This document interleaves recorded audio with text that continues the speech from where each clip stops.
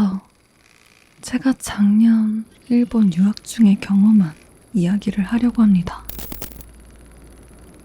일본은 자판기의 나라라는 이름에 걸맞게 어딜 가든 자판기가 많은 건 모두들 알고 계시죠? 제가 살던 마을은 자그마한 시골 마을인데 논밭이 많고 큰 건물이 거의 없어 푸른 하늘이 한눈에 들어오는 그런 한적한 곳이었습니다.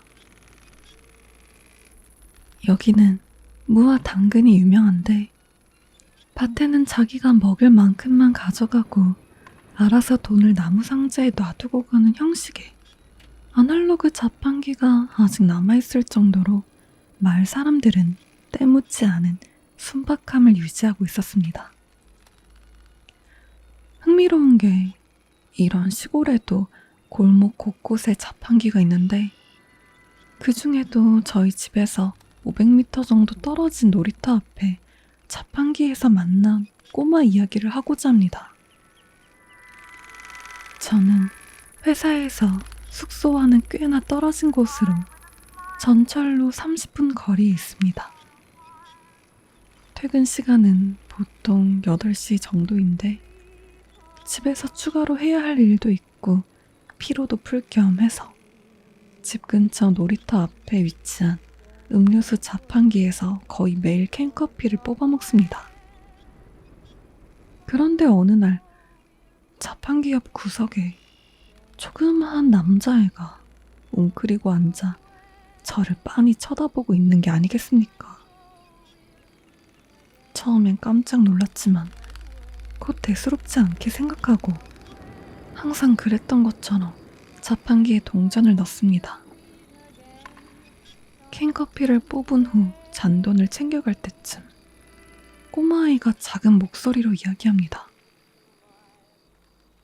형, 10엔만 주세요. 뭐 귀엽기도 하고 불쌍하기도 해서 10엔을 주었습니다.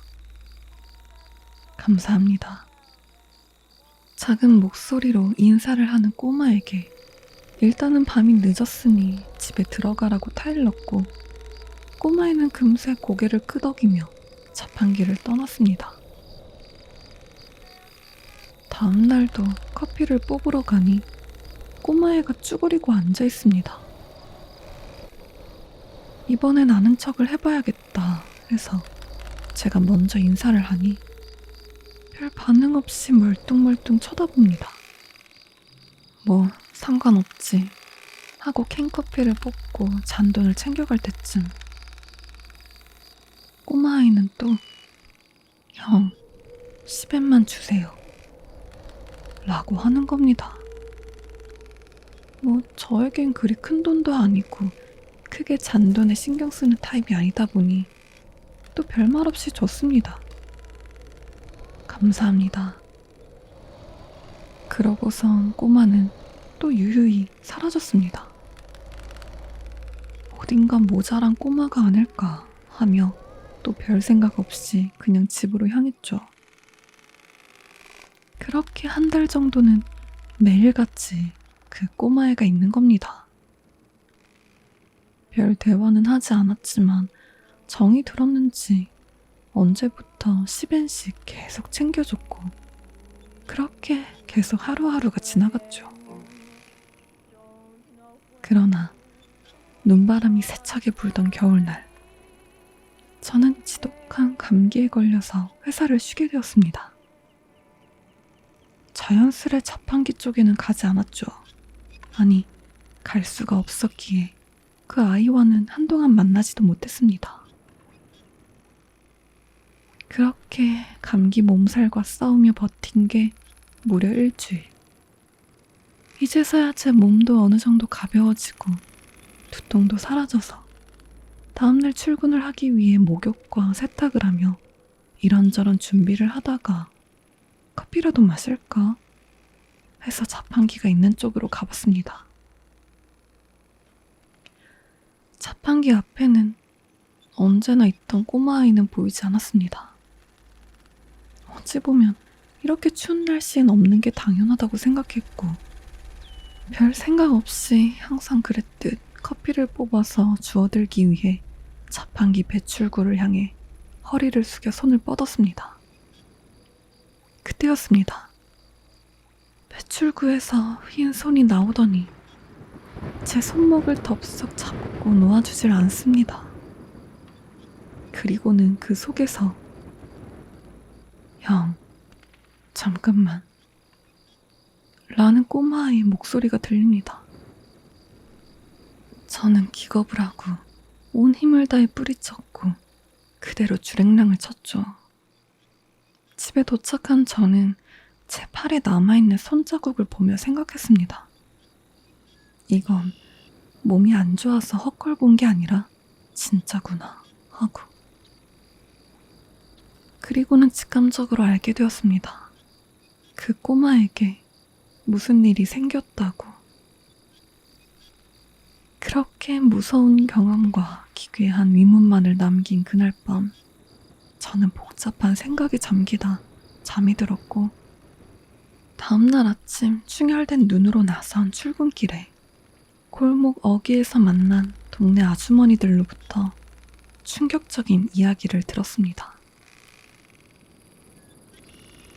이야기인 즉슨 최근 이 동네에 40대 초반의 남자가 7살 정도의 아들로 추정되는 꼬마와 함께 이사를 왔다고 합니다. 그 남자는 일은 하지 않고 인생을 비관하며 매일같이 술만 마시고 지냈고, 술을 마시면 어김없이 아이를 폭행하며 니네 엄마한테나 가버려 라고 소리치며 밖으로 쫓아내곤 했답니다. 그 아이는 자기가 할 수 있는 건 엄마를 찾아가는 것밖에 없겠구나 해서 도쿄로 갈 수 있는 비용을 마련하기 위해 돈을 모으려고 했으나 7살 배기 꼬마가 할 수 있는 건 아무것도 없었습니다. 그래서 자판기 앞에서 추위를 피하며 쭈그리고 앉아있다가 저랑 만났고 저에게 받은 10엔으로 희망을 얻었는가 봅니다. 그 동네 아주머니들에게도 몇 번 돈을 받기도 했고요. 계속 그런 식으로 돈을 모을 수 있겠다고 생각했나 봐요. 세상 물정 모르는 꼬마니까 가능한 판단이겠죠. 그러다 어느 날 객지에서 온 불량한 녀석들이 술을 얼마나 마셨는지 얼큰하게 취해서 자판기 앞에 앉아있는 꼬마에게 괜히 시비를 걸다 별 반응이 없으니까 화가 난 나머지 힘껏 발로 차버렸는데, 아무래도 영양실조에다가 추위 때문에 약해진 몸이 버티질 못했나 봐요. 그렇게 쓰러져 있던 꼬마는 갑작스런 지독한 추위와 겹쳐 일어나지도 못하고 그대로 길가에 얼어 죽었다고 합니다. 이런 살기 좋은 마을에서는 상상도 못할 일이 일어난 거죠. 충격이 이만저만이 아니었을 겁니다. 꼬마는 다음날 눈을 치우던 동네 아저씨에게 발견되어 경찰차가 오고 난리 났는데, 저는 감기 몸살과 싸우느라 상황을 전혀 몰랐습니다. 저는 갑자기 눈물이 핑 돌았습니다. 그 불쌍한 녀석을 뿌리치고 도망쳤다는 죄책감에 다시 그 자판기로 달려갔죠. 역시나 꼬마는 보이지 않았습니다. 상식적으로 나타난다는 게 말이 안 되지만 먹먹한 마음에 다시 한번 꼬마를 소리쳐 불러보았습니다. 꼬마야. 그러자 자판기 옆 구석진 공간에서 슬그머니 꼬마의 형상이 나타났습니다. 보일 듯 말 듯 옅은 형체로 나타났지만 그 꼬마가 확실했습니다. 그리고는 꼬마가 웃는 얼굴로 이렇게 말했습니다. 형, 그동안 고마웠어. 엄마랑은 벌써 만나서 이젠 이 돈 필요 없어. 이거 주려고 부른 거야.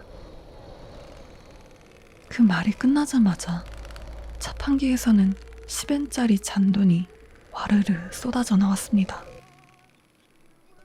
그리고는 꼬마는 웃는 표정을 뒤로하고 점점 희미해져 가더니 이윽고 사라졌습니다.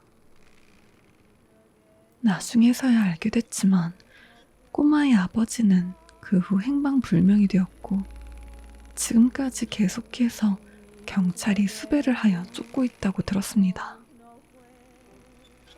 이유인즉슨 심한 부부싸움 끝에 부인을 칼로 죽이고 아들만 데리고 이곳으로 야반도주한 듯합니다.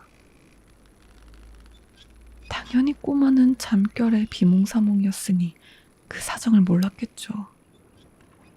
그리고는 계속해서 엄마를 찾는 아들로 인해 그는 죄책감에 시달리게 되었고 계속해서 술만 마셨다고 합니다.